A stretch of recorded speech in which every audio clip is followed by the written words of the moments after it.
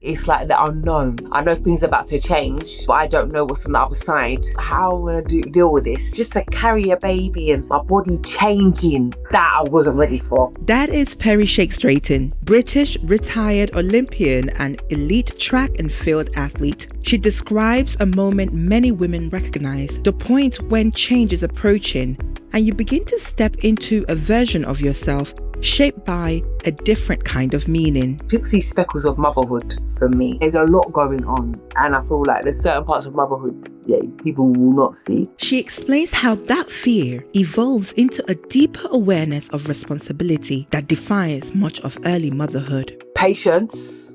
At times I have to just sit and breathe, grit my teeth, not react as quick as I may usually have reacted. I notice that some things are so small and minor. It's like, why are you worrying about this? Today, Perri shares how motherhood has reshaped the way she moves through the world, slowing reactions, sharpening perspective, and changing what truly matters. By the end of this conversation, you will understand how motherhood can quietly shift what matters, how you respond, and how you come to know yourself. I'm Ezinne Asinugo-Onyeka, and this is the Goodmother Series.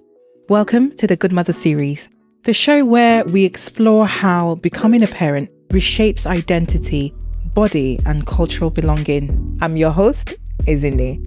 And my path from working with celebrities in creative industry to becoming a mother has deeply changed how I understand power, purpose, and belonging. In each episode, we discuss intimate, embodied conversations grounded in lived experience, exploring what this transformation asks of women emotionally, physically, and culturally.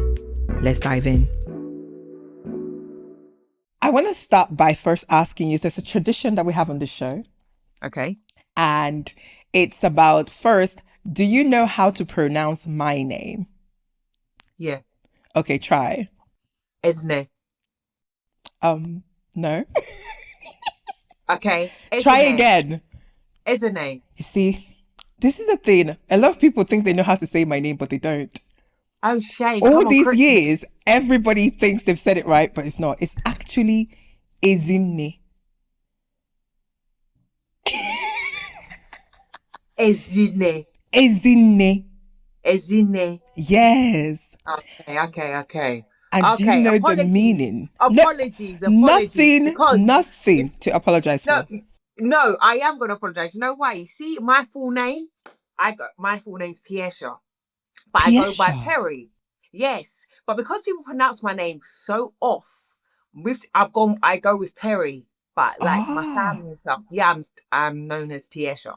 So, and people have all types of pronunciations with it, Ezinne. So I'm just like, No, for the purpose of this, feel free to call me Ezinne because trust me, you'll bite your tongue halfway through the conversation. Why did you start with it like this, man? Now I'm sweating. I'm like, oh. The reason why we start this tradition is because the name of the show is actually based around my name. My name means good mother. And so if we say it the wrong way, we're not actually saying the right meaning. So that's why I like to teach it. But listen, feel comfortable to call me Ezinne, Ezinne, whatever works for you for the duration of the imagine. Okay. No, you're fine. Okay, cool. So now we've got that out of the way. How are you today? I'm good. Today was a slow morning for me. I'm usually up, my alarm, I say alarm, is my son. The eldest wakes him up around about 5:45. And then we've got newborn baby Caesar. He'll wake me up around about 7:30. But in between that 6 o'clock, I'm getting up with Matthew because he's breakfast, get ready for school. Oh, wow. Yeah, and then I've tried to get myself ready before the youngest gets up, but that's not always the case. So today, I said, I'm not stressing, yeah? We'll deal with Matthew first, and then I'm going to have a chilled morning. But I still went out for a run today. Still went gym.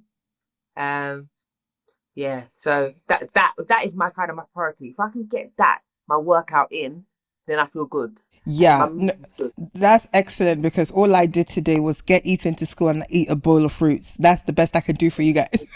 Yes. Sometimes it's like that. And another thing, I might interrupt you. I might get hungry throughout this chat. Eat.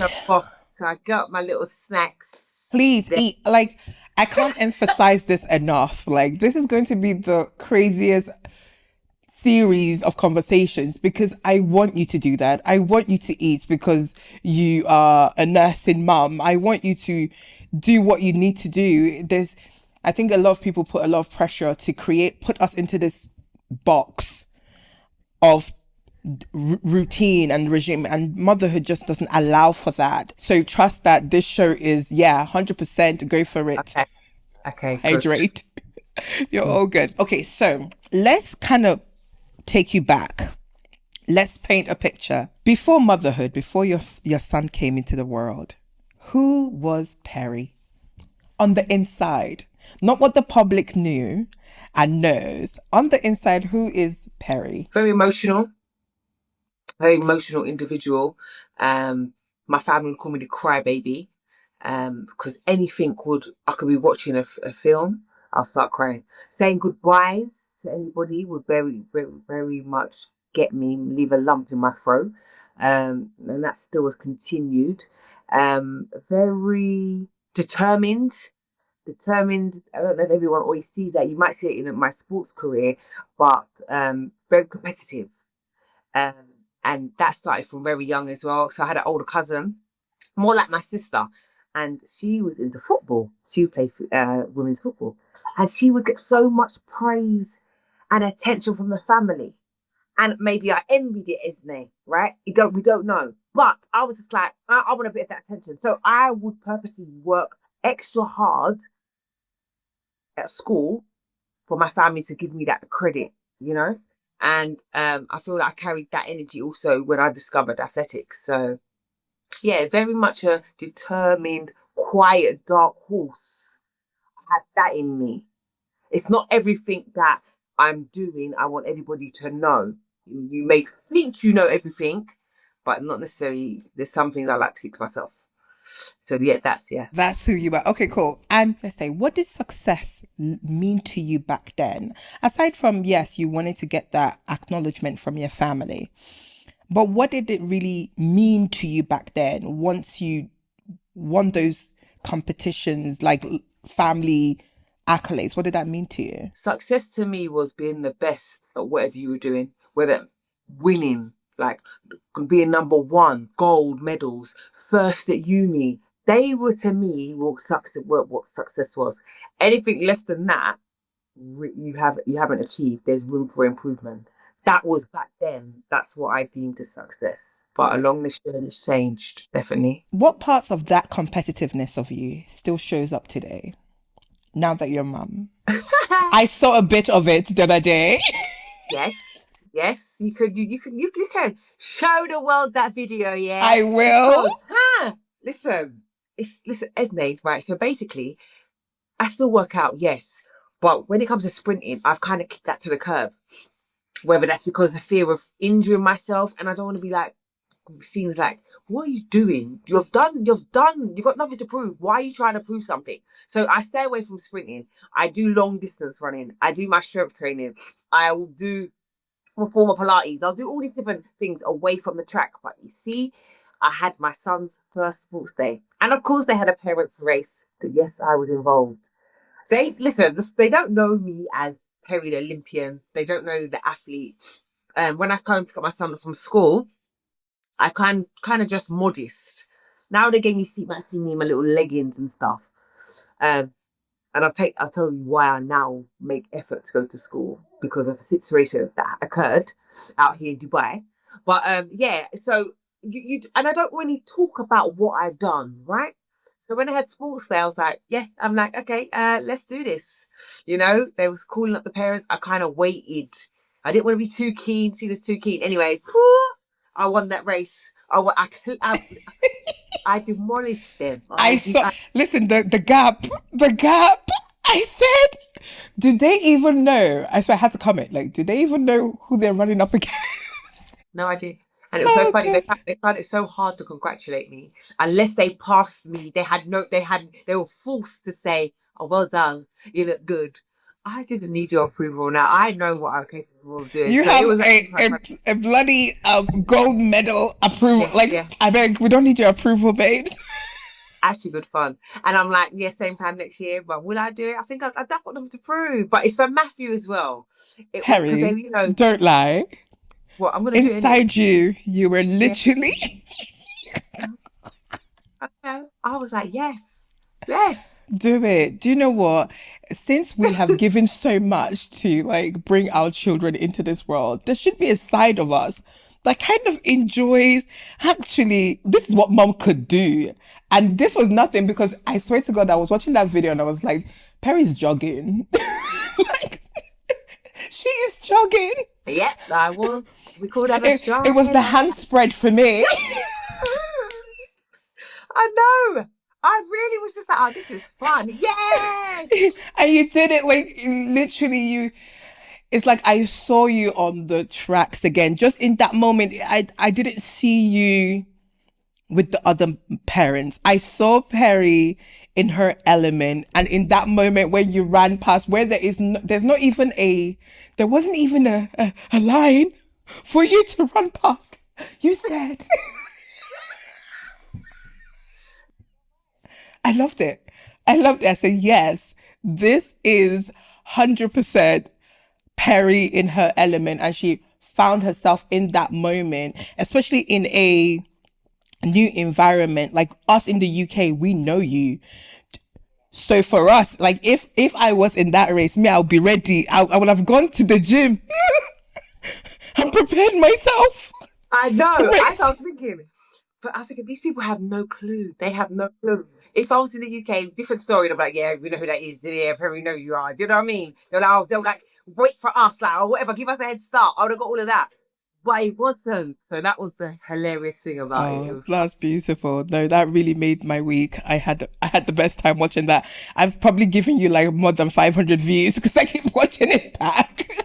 I know it's doing quite well. I was like, okay, they like yeah, because we want to see you. I feel like we want to see you still be you. It was nice because the smile, the joy was so genuine. Like you're always a genuinely happy person, but that was Perri in 100% Perri mode. Like it was just so beautiful to watch. Okay. Let's take it back to where life just shaked for us, just changed a little bit. Let's talk about the pregnancy world.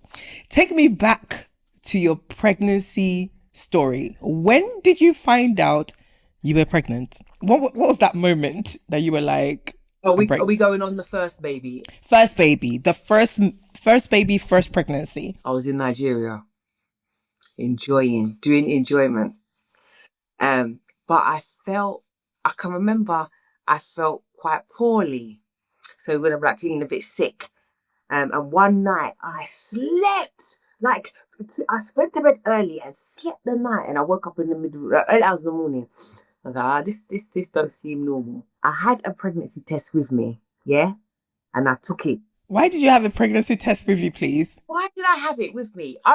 Possibly I went to the shop. Yeah? Maybe I even went to the pharmacy and picked one up. Yeah? Took the test. But it said positive. Done another one, said negative. I said, So I'm like, This ain't measuring up. Anyway, I was due to go back to the UK. Upon my return to the UK, I said, I'll go and find out there, yeah. And if anything, because of the test, obviously it's two different results. If I do a blood test, it will definitely find out if I'm pregnant or not.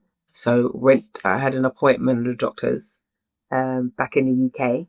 And she was like, yeah, it was confirmed. I was like, oh yeah, you're pregnant. I was like, hey. Okay. So, you kind of celebrate to yourself, because I was by myself. My husband was actually traveling. He was actually going to the States. So I was by myself. And then as soon as I finished with the doctor, I informed him and he was very excited to hear the news. And then from that, you tell your mom, and then, I told my family, got everyone's reaction. I recorded everyone's reaction. So, Perri's about to be going to be a mum. Everyone's very much excited for me, because it was never something that it's not nothing that I planned. And another thing I must add, I'd been on the pill from the age of 14. Yeah, very, very early. I was sexually active at a very early age. But I done that because I had an older friend. She went on the pill and said, well, if you've got a boyfriend and you want to have sex, this is the safest thing to do. And I was just followed, without my mom's permission. So I told my mum later on down the line, and my mum was like, my mum hugged me and said, thank you for being responsible. Because I remember 40 is a very young age. And coming off the pill, I thought, because I've been there for such a long time, because remember, I'm now falling pregnant now, like late, like 30, around 30. And I've been on pill since 14. It's a long time. So I thought that this might affect, my reproductive system and things like that. I won't be able to get pregnant, but yeah, it happened. It happened. And what was that first emotion like? If you could put it into words, when they told you you're pregnant, if you could put it into words, what did that feel like? Excited and scared. Why were you scared? Because it's like the unknown. I know things are about to change, but I don't know what's on the other side. How am I going to deal with this? Bearing in mind though, let me just add this thing. You see my husband, yeah? I fell in love with him. One reason was because I liked how he interacted with children. I said, I need this man in my life. This is going to be the dad of my children. So I knew in that respect, my husband will have my back in that side of things. But just to carry a baby and my body changing, that I wasn't ready for. That is what I was scared for. And like people say, there's no handbook for when you fall pregnant. So I'm very much unsure. So that's what the scary thing was. Okay, cool. I think that covers that bit. But like you said, the first person you told was your husband who was on the journey. Yes. And what was his reaction? Do you remember? He was happy, excited. I believe he was going to Miami for the Super Bowl, actually.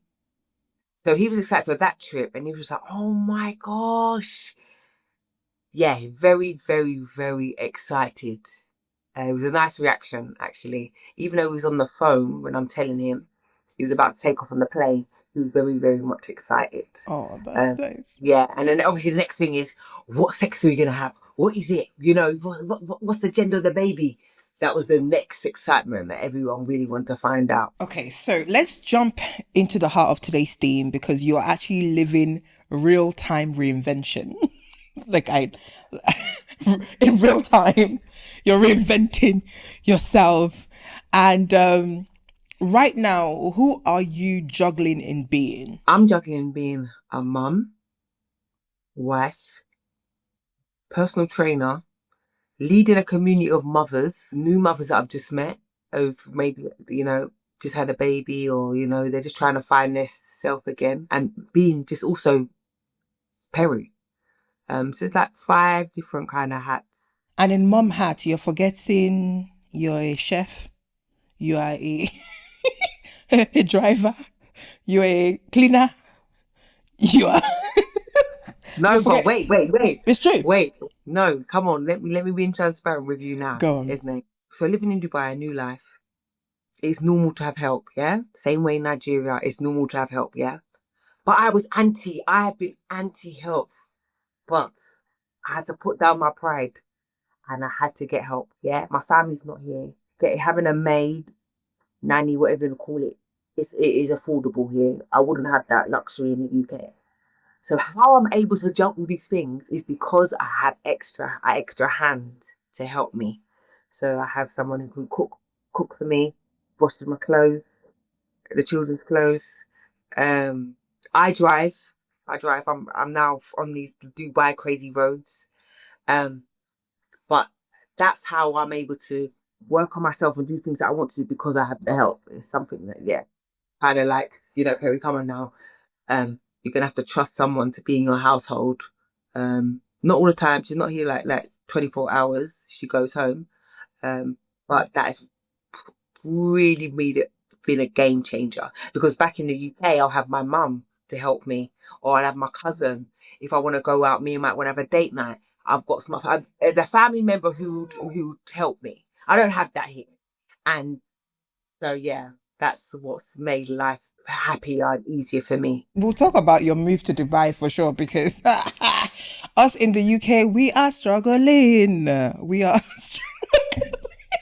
Oh, I'm laughing. Am I allowed to laugh? No, we're allowed to listen. If you don't laugh at your problems, you will cry, because I don't have time to be crying. I just have to laugh at it. It's just hilarious what we're living through now. But before we get to that, when you say wife, mother, yourself, Perry, individually, which one feels most unseen lately?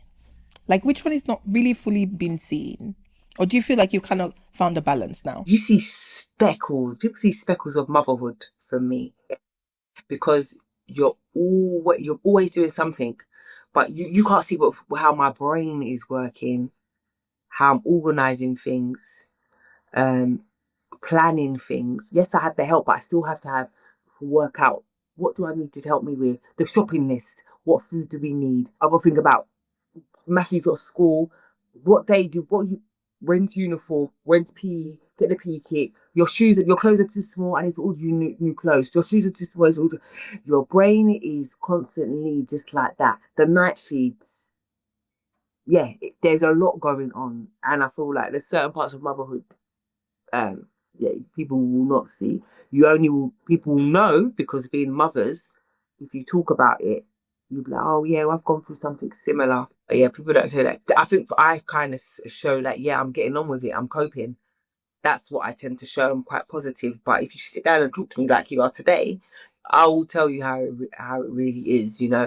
Yeah, especially at times, for instance, like maybe my husband's got to work or he's got to travel. There's moments when I felt like a single parent.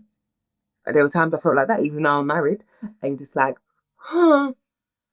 I need help, but you can't complain because that is actually some women's reality. They have no one they can rely on.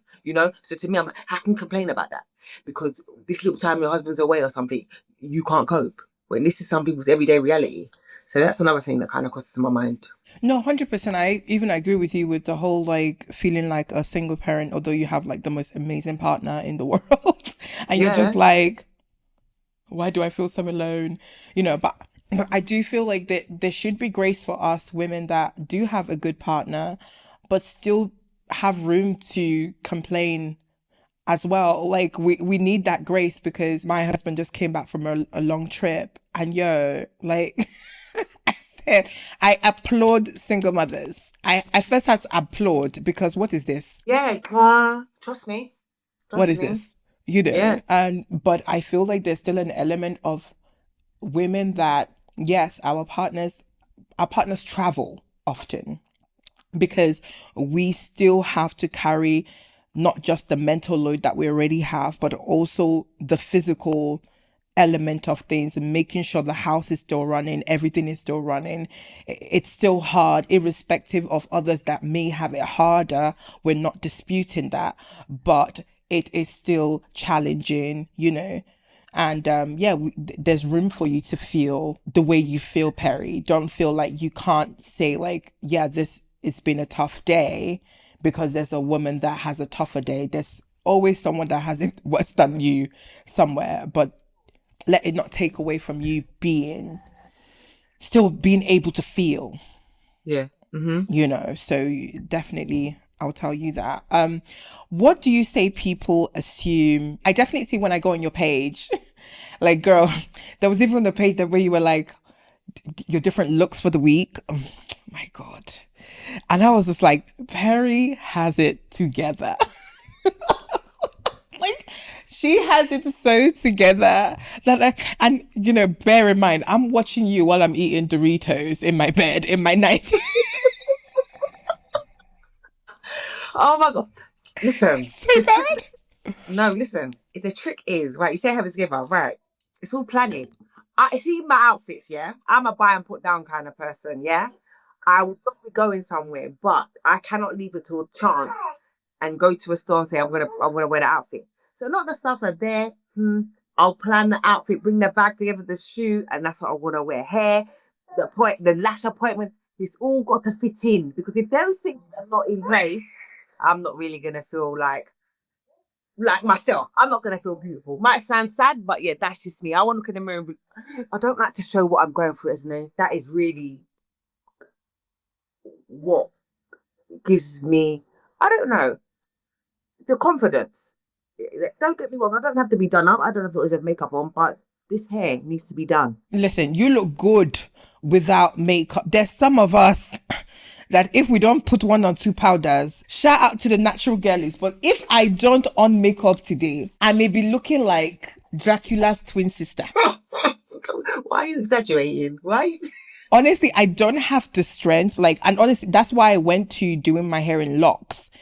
Because I said, I need something that, okay, if I don't have makeup on, at least let my hair make sense. What are your 2 things? If you had 2 things that had to be on you, what would that be? Well, it's got to be the hair and the eyebrows. That's it. You don't have to have your lashes together. Can I say something? The eyebrows are permanent.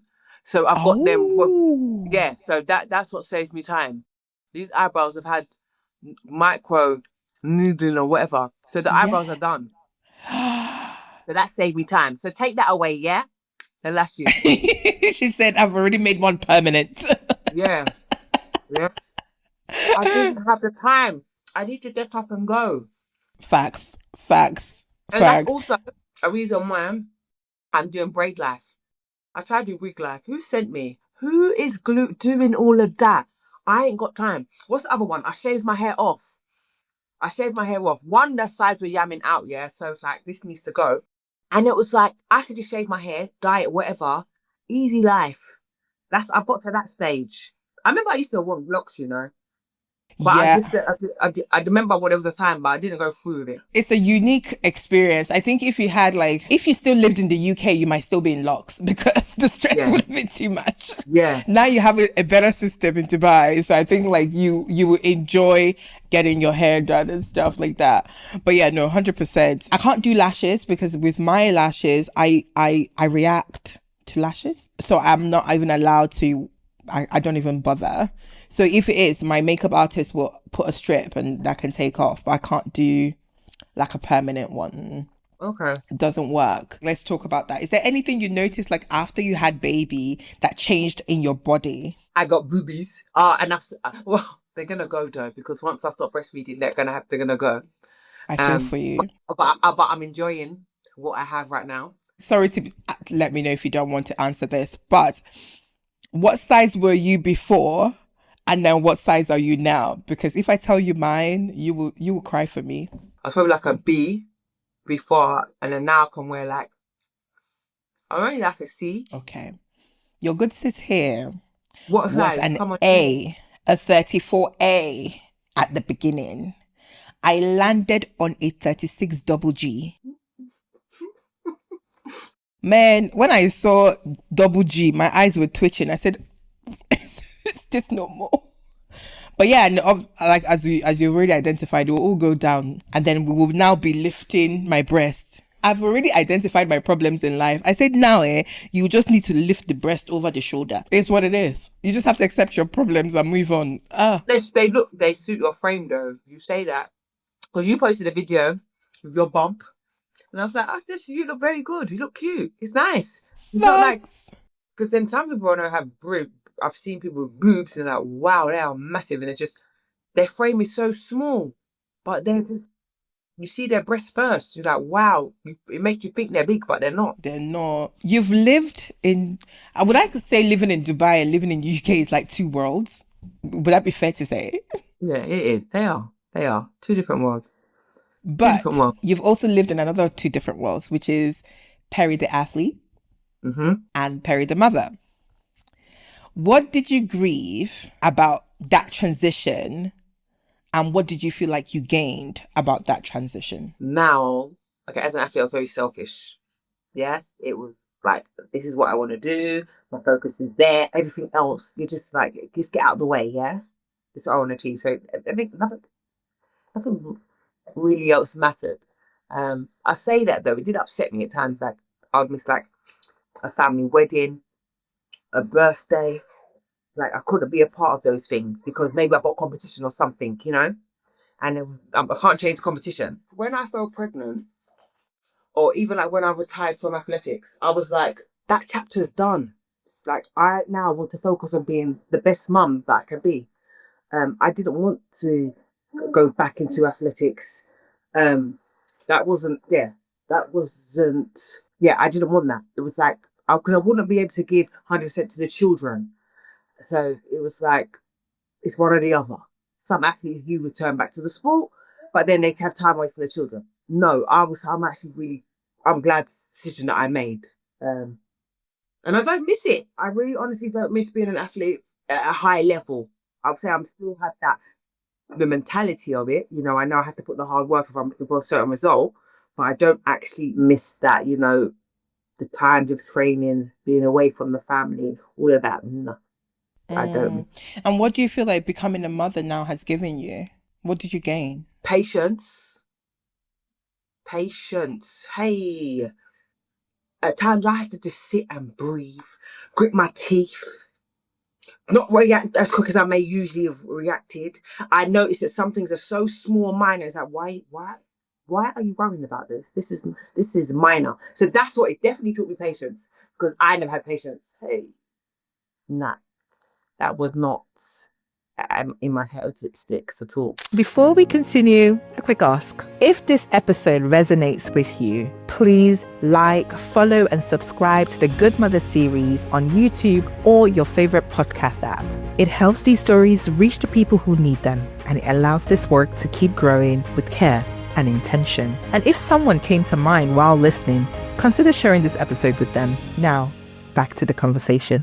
So as much as you say, you know, you don't miss athletics, you don't miss being the athlete that you are, what part of being an athlete still tries to run the house? See, I'm very humble in my achievements, isn't it? I'll take a step back and like let my husband be like, that's the athlete, because I'm like, yeah, that okay, you can have that.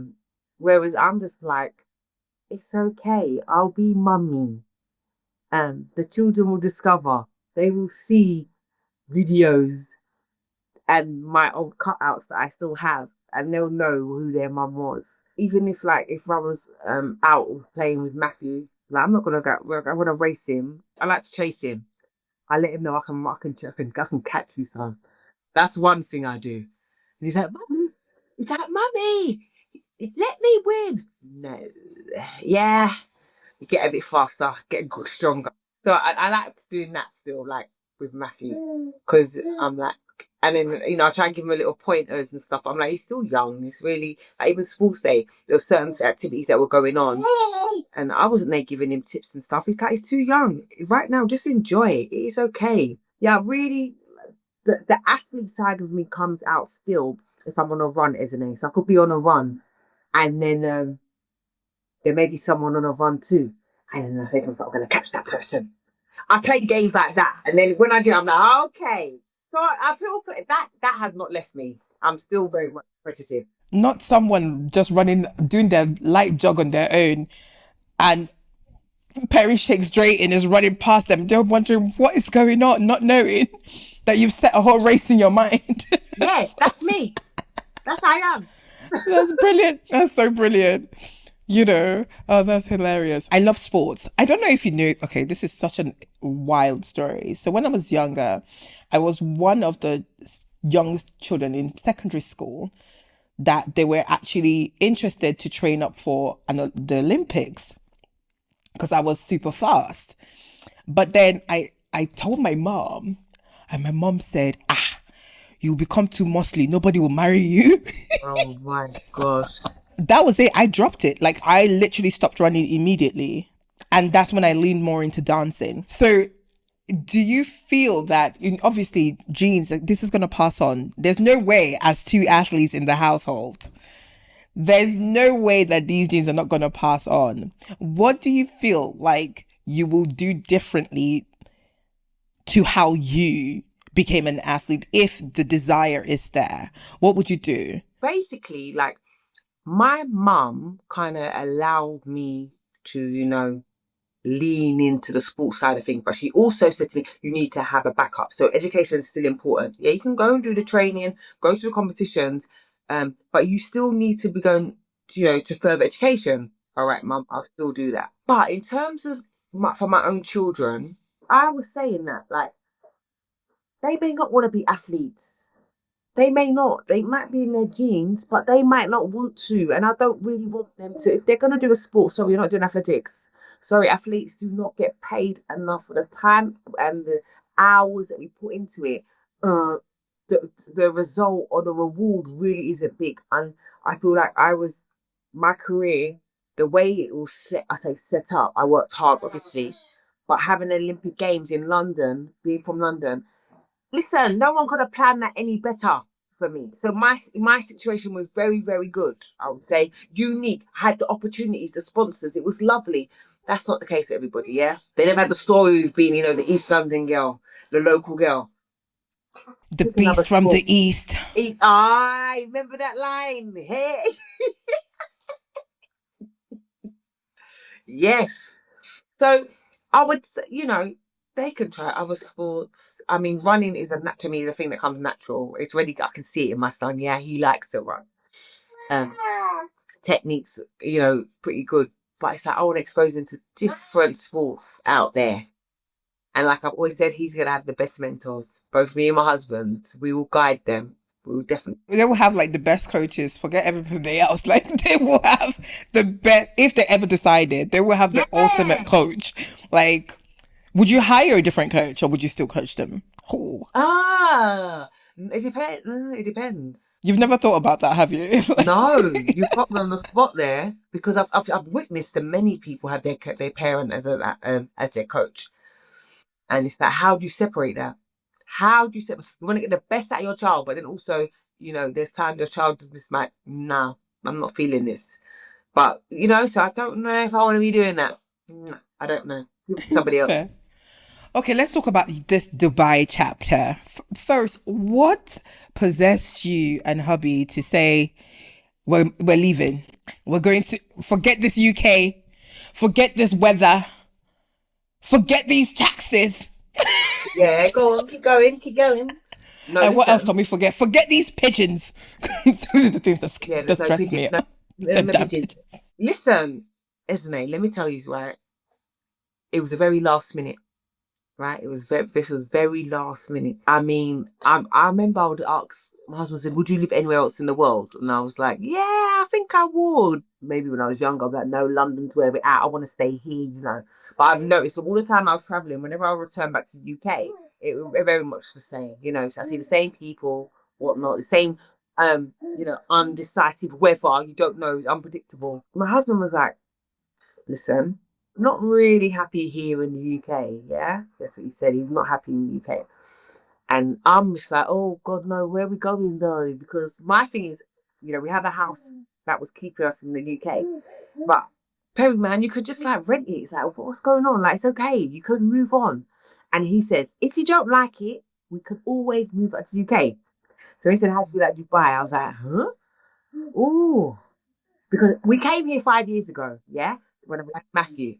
We came here 5 years ago, and then I was like, this will be a nice place to bring up a family, It's very family orientated. There's so much to do for the children. And I just said it just like a blasé, isn't it? That was it. Because we came during COVID times.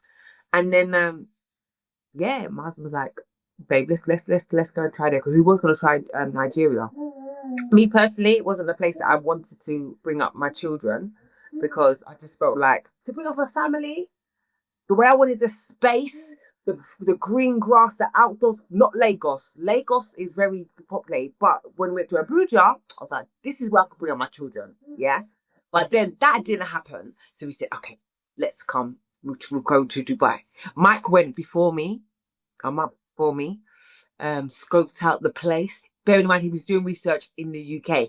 But I was like, I wasn't really on it because I was like, this ain't going to be really my reality. So I'm just there, in the house. Mike's like, start like giving things away. Like, you're going to be moving out of this house. Why are you moving so slow? Because I'm thinking it's not really going to happen. He got to Dubai. He found the place where we could stay. And he was like, are you ready, babe? Like, well, I'm ready, waiting for you to come. I'm like, I'm like, oh, okay, I better get a move on. It's like, you're getting all these people all your family members to come and visit you. Get them to help you. Pack your stuff, give things away. Find someone to rent this property. he had, and I'm big pregnant, isn't he? I'm like, how am I Oh, going you to were moving while you were pregnant? Yeah. Wow. Yeah. That's why I was moving slow as well. Because I'm like, babe, I'm expecting. He's like, yeah, you have your baby here. I'm like, oh, okay then. Okay. Like, very still unsure. And then when I came, I knew I had to go back to the UK, like a few months after. But I was like, no, I can do this. I went back to the UK, and even though I'd only been in Dubai maybe for maybe 2-3 months, I was like already doing the comparisons, like getting me back to Dubai. Like I was really like, and I didn't want to say too much, but obviously my family and stuff are still there and friends. But I was like, I need to get back. And I was actually delayed coming back to UK because my son's passport had less than 6 months on it. And for those who don't know, you cannot travel if you have less than 6 months on the passport. So they had to stay an extra week. Wait, so you cannot travel to Dubai if you... Most places. Oh, okay. Most places, if you have less than 6 months on that passport, you cannot travel. So, and a child's passport takes a week to get a new one, whereas we as adults will get one in a day. We get a day, but yeah. So yeah, came to Dubai and I was like, ooh, I do like this. What do you like about Dubai? One, I wake up every day to sunshine. Don't get me wrong. There's some days you may see the odd overcast. That's an odd day. I wish I was having an odd day of... like... Everyone here looks good. Yeah? It's like, what's wrong with looking good? It's normal for people to be working out. They start their day working out. Everyone, no matter their age, looks good. Even though to me it's a high population of like 30 to maybe 45-year-olds here. Yeah, that's the kind of demographic I would say. But then you have loads of people who've got their children here. A lot of my community I met at church.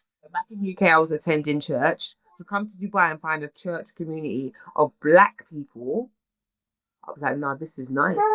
I like this. But what we all had in common was that we sending our children to school, but the classmates do not look like them. So like, yeah, it's like your child may be the only black person in the year. So then church was where I found my black community, and then we'd make play dates and get together. So then that's where we'd find our black community. And I'm like, yeah, this is cool. This is nice. And what is nice as well, it's funny, I've met a lot of people who went to Brunel. I'm like, I don't know you. And they're probably thinking, yeah, we don't know you neither. Because remember, when I went to uni, I was very much lectures, training. In my dorm. Yeah. You know, we went to uni together. I don't know if you know this. Come on, Ezinne. Of course I know we went to the same uni. I used to watch you dance. And then I used to watch you run. So listen, you had the abs of steel. You think I don't remember how you looked? I said, do you know what? Does she know that, like, I used to stalk her? Listen, all three of you. Oh, thank you, babe. Listen, I had ACS events. ACS, oh my God. That's where we all came back together to be doing 1-2-1-2. That's so funny. Brunel. Yeah, do you remember the academy? Yes, that's the little club. I said, club. What university has a club inside it? Like, please. I went at odd times. That's when Funky House was so big. And yes. I was doing a workout when I should be in my bed sleeping. Hey, of course I remember. That uni, what a life. And funny enough, I only stayed in uni for 1 year. Oh, really? Yeah, I only stayed for 1 year. Listen, the fact that they had a club in the university and me, I like to dance. I said I wouldn't pass. Let me just change school. Okay. Yeah, so I took myself out and enrolled myself in a new university, but still kept all my relationships in. So I would come to Brunel to dance and do everything to do with ACS, and then go back to my uni to actually study. That's how I graduated. There was no way I was going to graduate. Okay. Didn't realise that you were there often then. Because yeah, at uni. People literally thought like I stayed and I graduated in Brunel. No, I left after a year. There was no way I would have passed. It was just too much. They had a party Monday, Tuesday, Wednesday, Thursday. Yeah, then there was a coach party. Oh, Yeah, then you'd have your coach parties. Yeah, I then went the to one of dorm them. parties, and then Yeah. kitchen party. I said, I'm tired. Let me go and pass my exams. That's what I came here for. Okay. Smart girl. Smart girl. Listen, it was either that or I'll be looking at my parents, and my parents will be looking at me. So, what's your degree? We don't need that. Okay, so now you've had baby number one in the UK and you've had baby number two in Dubai. What would you say is the biggest difference from a childbirthing perspective between the UK and Dubai? Okay, so I had Matthew on NHS in Newham. I would say definitely a positive birth. All the midwives were black. I loved that.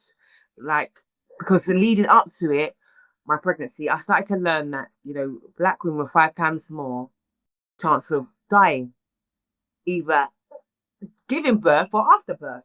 And I remember I had a chat with my husband, I said, if anything happens to me, so we had that proper, serious conversation, if this happens, such and such, certain things were put in place. Because I was scared. I was scared because it's like, when I was about to give birth, but I was hearing all these stories arising of women in the UK. To be quite honest with you, I thought it was only something that would affect women in America. That's how much I didn't know about it, But my experience in the UK, as much as it was NHS, it was fine. Yeah, they gave me my water birth like I wanted. It's the only thing it was the time I was given. It was COVID, so once I gave birth, they tried to even not let my husband be in there. My husband, he's like, hey, he said, no, that she has to be there. He was there by my side. He was the one who kind of said she wants a water birth because there's not one available. So he made that happen. There's like, oh yes, so you have to leave. Huh? Yeah, yeah, he had to leave after I'd given birth. With that. Did they Within an explain hour. to you why he had to leave? Only because it's COVID. Oh, Even okay, though okay. That's because of COVID. Because of COVID. So he had to leave. But he's like, okay, babe, I'll just go and get some, food for you. Yeah. Again, he went to go and change. So he just went to get freshened up. So he freshened up, came back. And that night, after I got all the clear, with Matthew and myself, I went home that same night, that same day. Gave birth in the morning, went home before midnight. And my mum was there at my house waiting. I think those are the perks of natural birth. Us that did cesarean, we'll be in that hospital for 3 days. Still waiting. And then in Dubai, you have to stay in the hospital for 2 days. Yes, it's a paid service, but it's a package you pay for, yeah? But you must stay in hospital for 2 days. Isn't it? I loved it. The food. You want anything, they'll come and give it to you. My doctor was black, Nigerian, midwife, Nigerian from the UK. She's from London, loved it. And then the sister, the nurse who bathed Caesar, also Nigerian. Listen, I was like, this was meant to be. This was because here in Dubai, you choose your doctor, yeah. That's okay. One thing. So they don't assign you a doctor. Or in the UK, I didn't have no idea who's going to give birth, who's going to help me give birth to my child, yeah. But in Dubai, you choose your doctor. It is when I was at 9 centimeters, that's when I saw my doctor. Oh wow! So during that time, it's the midwife who is breathing techniques with me and doing the checks. But very, very positive experience. Yeah, I'm glad. Very, very, very blessed. No, that's amazing. Especially if you're moving into a new city, you're almost unaware of what you're gonna receive, Of and course. the fact that you had all that support, almost like you were giving birth in Nigeria, but No, in it was Dubai. good. Oh, nice. No, that's really good. I actually wanted to have a water bath, believe it or not. And that did not go to plan because as soon as I entered that water, I said, somebody get me out. Because Oh wow. Yeah, it was just uncomfortable. Nothing was working. I did water, I did bowl, I did table. I said, please, I need to come out of here. But having a conversation with someone that had a water bath, what does that feel like? Relaxing. But I say that so originally I was meant to be giving birth in a birthing center, yes. But because I wasn't dilating quick enough, They said, we can't help you. You're going to have to be taken to the hospital via ambulance. You see that experience there? I was in pain. Obviously, that's the contractions, isn't it? But when you don't know, you're just like, you're kind of fighting it instead of like breathing into it. So I was very much, this ain't nice. I get me to the hospital. They got me to the hospital.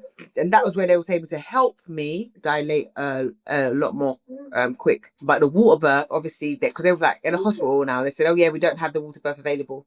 Mike said, I see that thing. There's a bath there. Yeah. She's going to use it.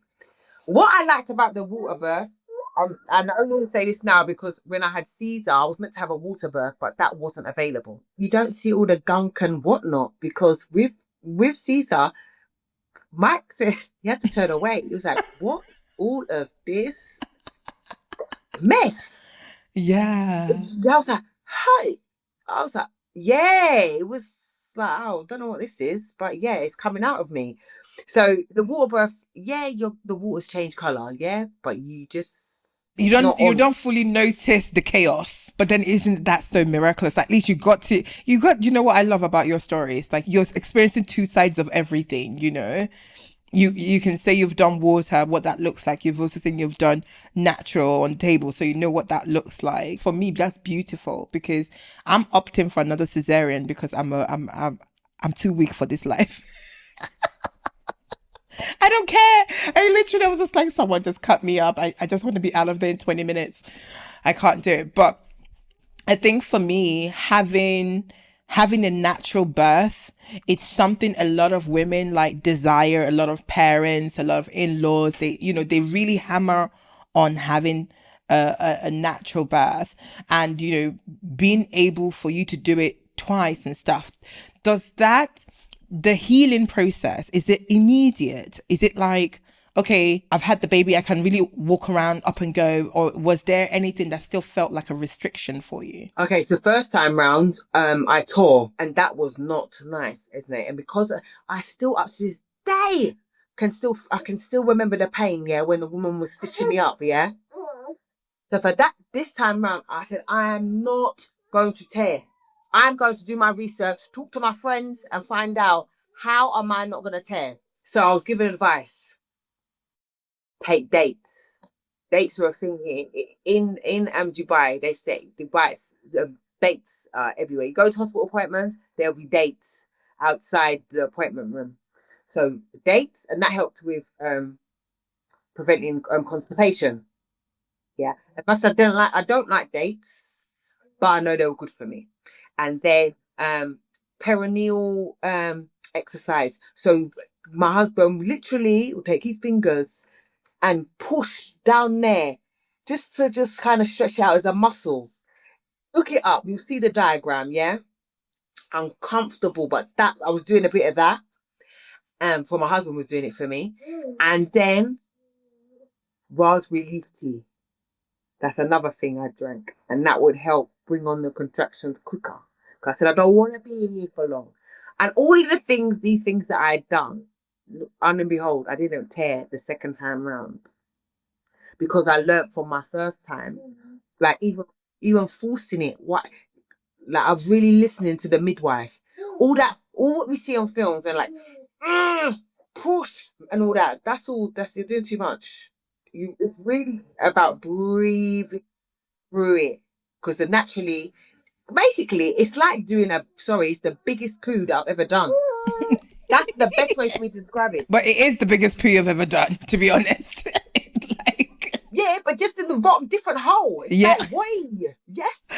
It's true. It is. Honestly. And they do say, I follow this creator, Mama Dimma, and she does say that when baby's coming is when you feel like you need to do a poo. So, yeah, so it makes sense to put those two together. Last time we kind of was catching up, you spoke about your friendships switching up.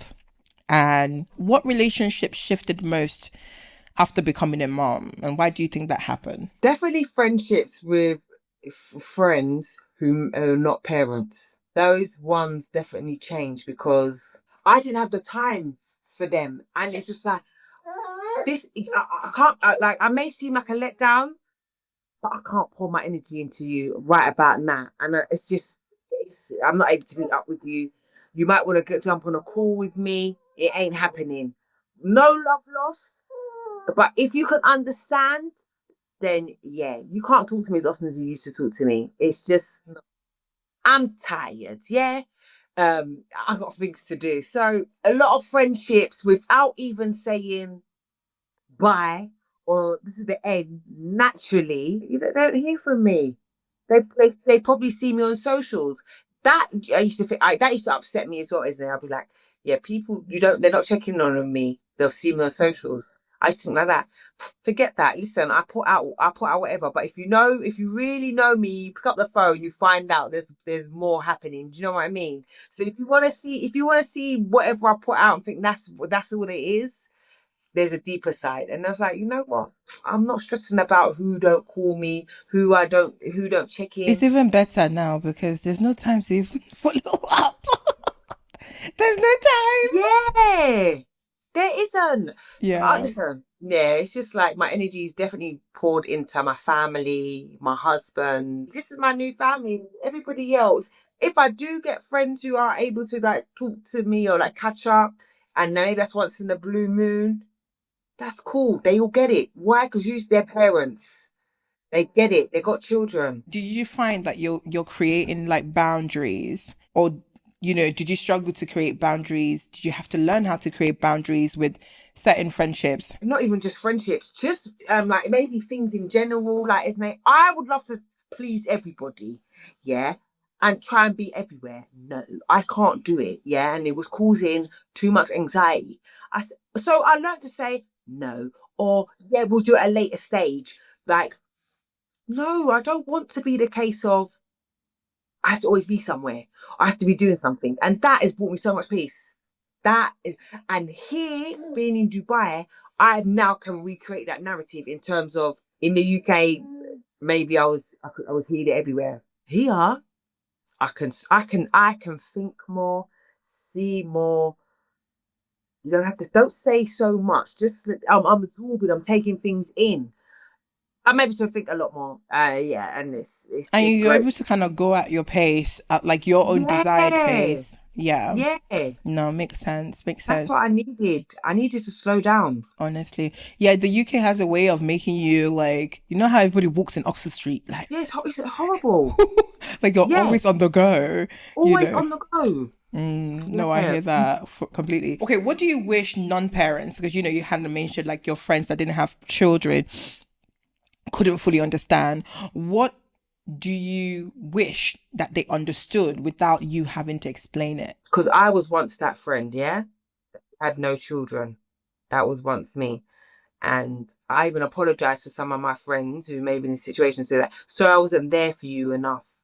I should have made way more effort with them. And the simple thing is like, if you want to meet up with me, come round to my place. That works better for me. Not me having to now juggle things and think like, okay, got off what we're going to do with the children, or, things like that. But yeah, I at times wasn't a good friend to some of my friends who were parents. What's brought us closer is having children. So now that I'm a mum, I'm like, no, you went through this. No? Yeah, everyone's at different stages and chapters of their lives, but no, I think that's one thing. For those of you who don't have children, be mindful. You can just do that a little bit more, make an effort, because our hands are full 24/7. It's how it is. That's so real because like I think my takeaway from that is our ideal situation is that you come to us. Don't ask us to come to you because it's very long for us because, before we even leave the house, we have to do mathematics. Like, it's not like, okay, wear your jacket and go. Is pack bag one, pack bag two, what they're going to eat, what's this, what's that, what's this, what's that. And honestly, we miss you. We want to spend time with you. So come and just spend time with us in our new scene, and that will make us feel better as well. Yeah, and another thing is like, I love voice notes, isn't it? You can't always pick up the phone to me, but I will leave that voice note. When you get back to me, I'll enjoy it when I got free time. But sometimes when I'm on the phone, I can't be on the phone and on the go. You're not going to get my full 100% divine attention. It's not going to happen. Leave me a voice note. When I'm ready, I'll get back to you and we'll do the same. That's how I do it. That's a great advice. I used to hate voice notes, but now as a mom, send me all of them. Yeah. Oh, I love it. Send me all of them. Because if you think I'm going to sit on the phone for 10 minutes, No. No. Exactly. It's not gonna work unless you're happy with a screaming child in the corner with unless you're comfortable with that, you know. Okay, we'll talk about mama's emotion later on because I really want to touch base. I've been following it now and I've just been like, oh, this is where was this in the UK for us? Where was this? Please. No, stop. No, wait, Esme. Where was this? I think some of my friends are like, we're still waiting for our sessions, you know. And I'm like, oh. But you see here, there's just something. I knew something was missing. I knew the community for Black mums, because I didn't intentionally. Okay, did I intentionally go for Black mums?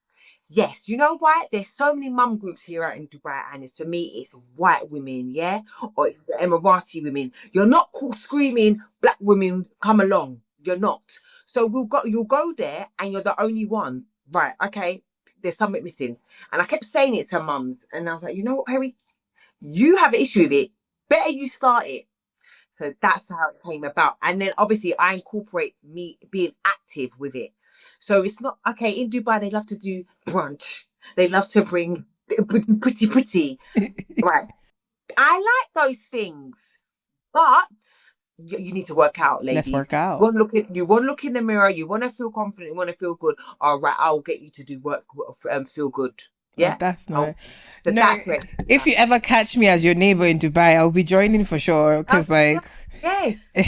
I think it's also the community around it. I think some people do want to work out, but like working out by yourself is almost like you're still lonely, you know, and there's a lot of loneliness within motherhood. So I think creating that community really does help encourage more mothers to come out and, you know, look after themselves in a better way. I love the concept, but we'll definitely talk about that later.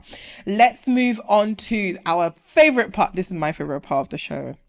Is stop doing that. It's a chance for you to call out something that you you have as a pet peeve as a mother that you need to tell the public, friends, family, aunties, dogs and cats to stop doing that. So, what do you have for us? Stop doing that. Stop asking me, have you fed the baby? The baby's hungry.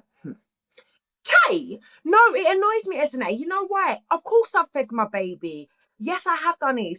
Oh, is that enough milk that you've given the baby? Yes, I have fed my baby. Maybe baby needs changing. Maybe baby wants to go out for a walk. It's not on a case of, he needs feeding. Don't ask me that question. What, you think I'm letting my child starve? So, yeah, just cut it out. Just stop. Just stop. Yeah. And remember, because I breastfeed exclusively. So then it's just like, that's just your way to powering the baby onto me. And listen, I'm not against formula. I'm not, yeah. I'm not. Well, maybe I am. Let's be honest. I am against it because when I first had Matthew, my husband tried to tell me, yeah, let's give him formula. Like, because there was a point I wasn't expressing enough. So it's like, yeah, we'll give him formula. I almost cried when I saw the formula tin in my house. So this time around, he tried to do it again. And my mum also was like, yeah, give him formula. Huh? No, we're not giving up like that. Yeah. So I spoke to a friend of mine who's like exclusively breastfeeding, and she was just like, Perri, are you drinking enough? Are you eating your oats? Listen, game changer, yeah? Game changer. You need to feed it. You need to build it, yeah. Yeah. And I've learned 100%. That. Yeah. And I'm even shocked you didn't put on that much weight because we have to feed, because I breastfed for 18 months and I had to eat a lot to keep breastfeeding. That's when I literally went from a size 10 to a size 18. I went, you know, and as soon as I stopped breastfeeding, I lost all the weight. But feeding ourselves is what really helps that element of self. So what impact do you feel like when people ask you that, like, oh, have you fed the baby? What does that do to you? Like, It triggers me. It triggers me, isn't it? In the sense that I'm thinking, so what, you think I'm not feeding my baby? Am I not doing enough? You start questioning. It's like I'm neglecting the baby. That's how it's made out in my head. Because then I get very defensive. So I'm like, yeah, of course I fed him, you know? So I get like that very much. So it's like, you're doubting my capabilities. So that's how I get back in. I come up to you and I was like, Perri, have you fed the baby? Like, what do you say? What do you say to that? Like when it happens? Yes. And I'll work out when I last did it as well. So I have to do the maths and as well, when did you last feed the baby? So I'll work that one out. And then what I'll usually do, I'll go and feed them again. Just because someone said, have you done it? Yeah, like, that's annoying. I'm yeah. like, okay, then maybe I didn't. Maybe it wasn't enough then. So that's what I do. What would you encourage people to do differently though? Instead of saying that, because I think a lot of people, firstly, I feel like people say things, one, because they don't have anything else to say. Hey, yeah. That's one. And then two, sometimes it's coming from a place of, love and care and, naturally, what would you prefer them to say instead? Or just keep quiet? What should they say instead? What should people do instead? They don't need to say anything. They could do something that would be better. Do you want to take the baby from you? Do you want to take the baby from you? And then if he's still fussing and fighting, yeah, then I can maybe question it. But say, oh, let me take baby from you. Yeah, let me entertain him, Because sometimes the babies are just fussing for, there's this thing I call useless cry. Like, it's so pointless because you've been fed, you've been changed, everything has been done. You've burped, we've done everything that needs to be done. You're just a bit fussy. And sometimes it just needs a different attention for a second. So you are right, for sure. Yeah, take the baby. That'll help me. Yeah, just take the baby. No, that's great. So let's move on to our mum hotlines. We have a few write-ins that we would like you to weigh in on. Okay. Are you ready? So, I've relocated with my partner and kids and I feel like I disappeared. A new country, no friends, no family to help. My partner is thriving at work. I'm at home spiraling and pretending I am fine. What do you advise this woman? Babe, you need to get out. Sorry. You need to get out more. And I say that in a sense, even if it means get yourself washed, dressed, all right? If you can do this, take you and the baby out. Go for a walk. Go and sit in a coffee shop. And I'm telling you, be open to chatting with people. I mean, more time, a lot of people here, in a new country, it's new to them as well. A great start is if you have a baby. So how old's the little one? You ask that question. Then the conversations will usually flow after that. So I'm an advocate. You need to get out. Sorry, staying in the house is not what you need to be doing if you're in a new environment. Get out. Join WhatsApp groups. They're a great thing. You pick and choose Facebook groups. Yeah, all of that. That's what my advice would be. Oh, that's lovely. Okay, cool. Next one.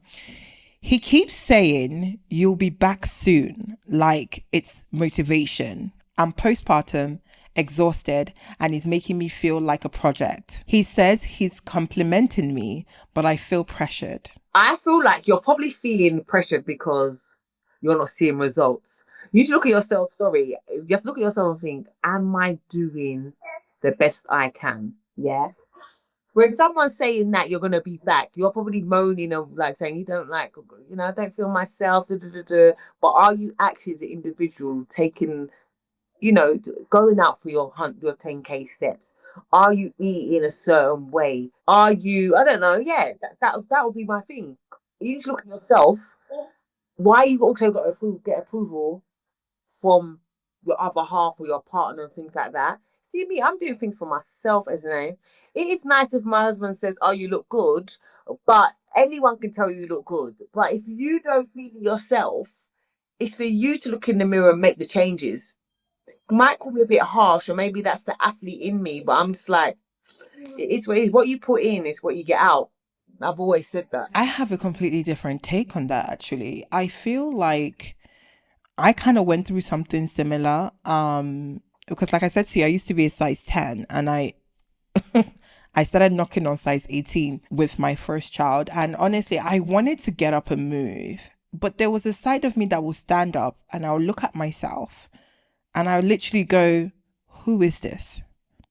And that completely, and I guess this is where you're talking about mindset is a bit different. I couldn't recognize myself because everything changed. There's a picture in my house of me at that stage and you wouldn't recognize as me. You would just be like, who's that? So I think for me, you'll get back soon, which was how Ugo was also trying to motivate me, like, oh, babe, don't worry, you be yourself again. I really struggled to even connect to who that self was again because I couldn't recognize it. And I didn't think it took me 2 years to even say, oh, that's Ezinne. But then that 2 years, it took me to get to a place where I got to where it was, okay, that's no longer Ezinne. There's now an evolved Ezinne. She's different, and it's accepting that I was now different, that I could never fully go back. That's why when I look at you and I'm like, wow, she literally looks like how she looked before she had the child. Like, it's so impressive. Doesn't mean that I look down on myself, but there are women that are really blessed to be able to bounce back like that. But you say that, okay, right, Ezinne, I hear, right, so I can resonate with you in some aspects, right? Right, so to everybody else, I look amazing, yeah? Look at my belly, yeah? And my belly I've got loose skin, yeah? It's still, I'm postpartum, 5 months, so I can't be too hard on myself. And it's not you wouldn't see me wearing belly top, yeah? Just put it that way, yeah? But then I remind myself, you've had a baby 5 months ago. It will come. But then I also realize I'm older. It's basically acknowledging the facts. Yeah, I'm older. Yes, it's my second child. Things are going to be a bit more slower. I'm not that athlete that I was. So that body is not there, not coming back. Then I also see other people do it. Yeah, mothers. That's my inspiration.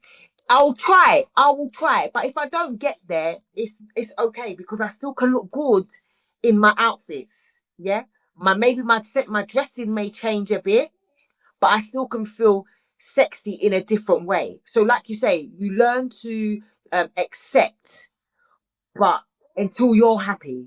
Yeah, that's what it is. I'm never going to be that same person. Mentally, I've changed as well. Maybe physically, people may say you look the same, but I know certain things have changed, Changed, yeah. But it's that acceptance. So I can back you on that sense. Yeah, it's accepting. Okay, so I want community, but I'm insecure. I keep saying I'll go to the groups, shout out to the group chats, then I don't. I am anxious, feel judged, and I'm scared I won't fit in, but I am lonely. See, that's kind of like why I built the community of Mamas in Motion, yeah?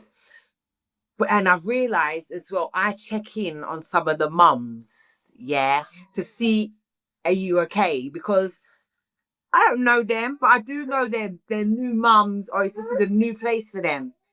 And it's like, I hope when they do turn up, I'm like, oh my God, I'm so glad you took that leap.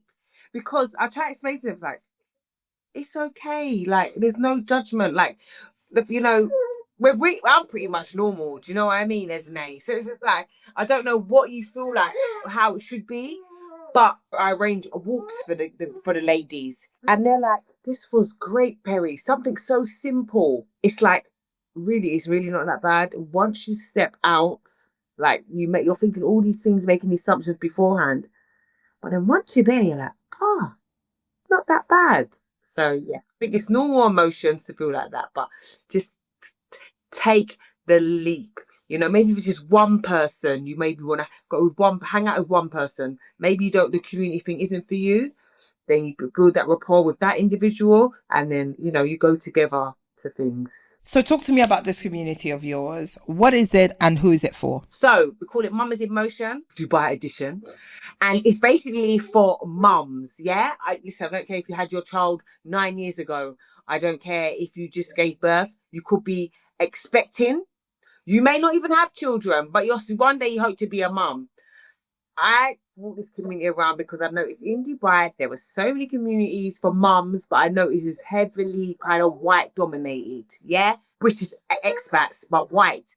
And I was like, wait, where's one for my people that look like me? Because to me, we have different struggles. Yeah, I'm not gonna lie, I don't care. We really do. And being a black woman in Dubai brings different kind of assumptions. Yeah, I'll break it down to you as name. One, you could be. I was at one point mistaken for a nanny, because I was taking my son to school. There was traffic outside the school. So one of the mums said, excuse me, can you help me? Can you take my child into school? So I took the child into school. Obviously, the child was a Chinese, a little girl. I'm a black woman. I weren't really looking the finest that day. I had my baggy clothes on. Everything was just mismatched. The teacher got into the school, entered. One teacher who usually says hello to me looked right past me, like to say she didn't know, didn't recognize me. I said, hey, what's going on here? Then my husband was actually with me, but he was taking Matthew to his classroom. He's like, they're probably mistaking you for their help. As I've told this story now, I'm hearing from other mothers, black women, that they have been mistaken for their help. Even like maybe their child is fair skinned. And then people thinking, you're not the mum, you know? So that's one thing. Another thing, prostitutes. Black women can be deemed as prostitutes, yeah, out here. So if you dress a certain way, or if you dress a certain way at a certain time of the hour, you may be seen as that. So it's like, that's kind of a thing that I'll say a negative of being a black woman. And that did cross my mind before coming to Dubai, like, how am I going to be seen? So I make a conscious effort to show off my ring. I'm a married woman. And I exaggerate my accent as well. Like, you know, like the women, if for instance, I'm out and like there's an event with children, don't feel like I'm the help in the queue with my child. I am a mother, so don't even think, like one woman tried to push in front of me. I said, listen, they don't run, yeah? She tried to tell me why I'm shouting. I'm not shouting, there's rules, yeah? And you're not following them. So yeah, sometimes I feel like I have to be, you know, to let people know, don't take this of me. So yeah, it's I felt like the sense of community was missing and it was needed. And I made the initiative. It's like, you know, let's build this. It started off with just walks, you know, and they love it, getting together. And then from now, I was like, okay, all right, you know, offer another service. If you're not happy with the way you're looking and you need an accountability partner, I also do your personal training. And then obviously I know some of them just want to be one-on-one. So you get that from me. And then I bring the group community thing by like doing boot camps. So I done a boot camp the other day. Yeah, they just like feeling good once they left. They said, Perri, you work us hard, but when we leave you, we feel amazing. So. Well, based on your performance at your son's sports day, I'm sure you have a few ladies lined up. Yes. For you should have even been handing flyers. Be like, yeah, by the way. I had the business cards with me. I was wearing the merch as well, but no one made inquiries. So that's another thing I'm learning. I have to be a bit more proactive. Intentional. Yeah, proactive. Yeah. Probably they were more vexed than they were more vexed. They were like, how can she come and just trash us like that? Like, it was rude, Perri. It was so rude. Honestly, it was the fact that you were jogging. That was what was upsetting for me watching on their behalf. Like, I was like, but Perri's actually jogging. She's not even running. Yeah, I know. I know. It's funny. Okay, so to wrap up the show, Perri, I need you to finish this sentence. Okay. Are you ready? The sentence is, a good mother is...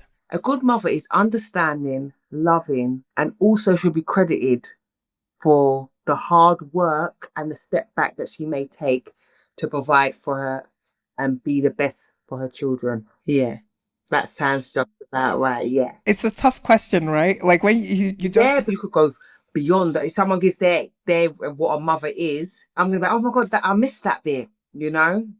Like you said at the beginning, we wear many hats. We really do wear many hats, but I feel like a good mother also should also encourage another mother as well, you know, and applaud them I like to do this thing. If I see a mother in the park, I'm like, oh, you're doing a great job. I don't know them from Adam, Ezinne, but you know what? They could be going through something. Like you say, the child might be giving them a bit problems, or they're just there, just, taking their walk. I'm like, well done. Good job, mama. And you never know, that could change their mood because they don't know what they're thinking. So yeah, let's encourage one another.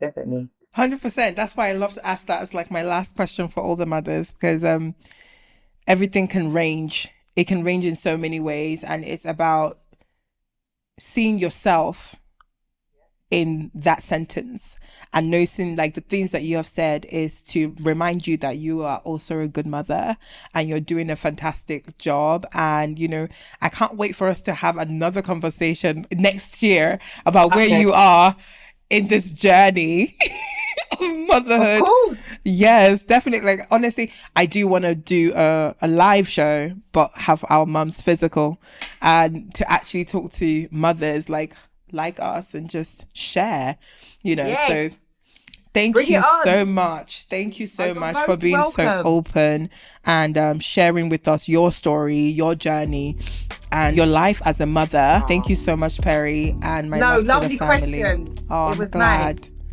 Love to your family too, okay? If today's conversation resonated with a change you are living through, consider sharing it with someone who may recognize themselves in it.